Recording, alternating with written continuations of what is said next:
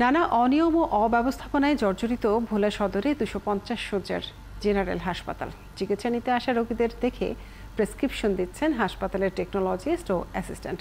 এতে ভোগান্তিতে পড়েন রোগীরা। এদিকে এমন অবস্থার কথা স্বীকার করে এ পরিস্থিতির জন্য চিকিৎসক ও জনবল সংকটকে দায়ী করছেন হাসপাতালের তত্ত্বাবধায়ক। কামরুল ইসলামের তথ্য ছবিতে প্রতিবেদন।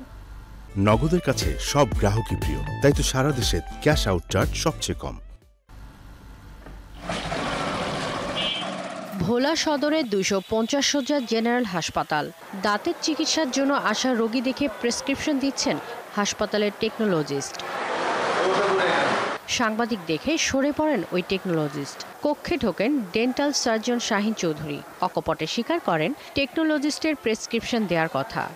টেকনোলজিস্টের যেটা রুলস, আসলে রুলসে উনি প্রেসক্রিপশন করতে পারে না, কিন্তু সিনিয়র বিদায় আমি ছুটি ছাটায় থাকলে বা আমার অনুপস্থিতিতে অনেক সময় উনি প্রেসক্রিপশন করেন।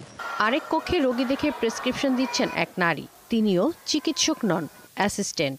এ নিয়ে কথা বলতে রাজি নন চিকিৎসক নাহিদা সুলতানা। পুরো হাসপাতাল জুড়ে এমনই অব্যবস্থাপনা। এর বড় কারণ জনবল সংকট। 61 জন চিকিৎসকের জায়গায় আছেন মাত্র 19 জন, আর 85 জন নার্সের জায়গায় আছেন 58 জন। এতে ভোগান্তিতে পড়েন সেবা নিতে আসা রোগীরা। সকাল 9:30টার দিকে কালকেও আইছে, পরশু দিনও আইছে ডাক্তার। এই একবারই আমরা ডাক্তার পাই। সকালে আইছে, আবার হিরিয়া কয় ইমার্জেন্সিতে নিয়ে ডাক্তার আর আসবো না, ইমার্জেন্সিতে নিয়ে যাইতে গেছে রিপোর্ট লইয়া। ডাক্তার একবার রাউন্ডে আসে, দ্বিতীয়বার গেলে আবার বলে যে দুপুরে যারা আসবো তারা আমাদের দেখবে। হাসপাতালের অনেক বিভাগে কোনো বিশেষজ্ঞ চিকিৎসক নেই। এই কারণে রোগীদের ছুটতে হয় বরিশাল কিংবা ঢাকায়। ওরকম একটা হাসপাতালে যদি একটা থার্মোমিটার না থাকে তাহলে এই হাসপাতাল থাকার দরকারটা কি? যাও একজন ডাক্তারকে পেলাম, সে আইসা আমার কাছ থেকে কি শুনলো না শুনলো উনি এসে তাৎক্ষণিক আমাকে রিলিজ দিয়ে দিল। সিকিউর বাকুতিতে আছে ডাক্তার, আমরা বরিশাল লয়ে যান, নাইলে ঢাকা লয়ে যান। চিকিৎসা সেবার এমন অবস্থার কথা স্বীকার করে এর জন্য জনবল সংকটকে দায়ী করেন হাসপাতালের তত্ত্বাবধায়ক। ওয়ার্ডগুলোতে বিভিন্ন রকম সমস্যায় কাবু রোগী ও হাসপাতাল কর্তৃপক্ষ।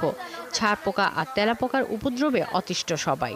জুনিয়র কনসালটেন্ট থাকার কথা আমাদের 13 জন, আমাদের এই মুহূর্তে পদায়িত আছেন 4 জন, আর বাকি যে কয়েকজন আছেন এর মধ্যে আমরা 2 জন প্রশাসনিক কর্মকর্তা ছাড়া মেডিকেল অফিসার আছেন কয়েকজন। এই দিয়ে আমাদেরকে এই প্রতিষ্ঠান এখন চালাতে হচ্ছে। 2019 সালে 100 শয্যার এই হাসপাতালটি 250 শয্যায় উন্নীত করা হয়। কাগজে কলমে বাড়ে জনবল, বাস্তবে সেসব পদে চিকিৎসক, নার্স সহ জনবল নেই। শাকিলা শম্পা, 71।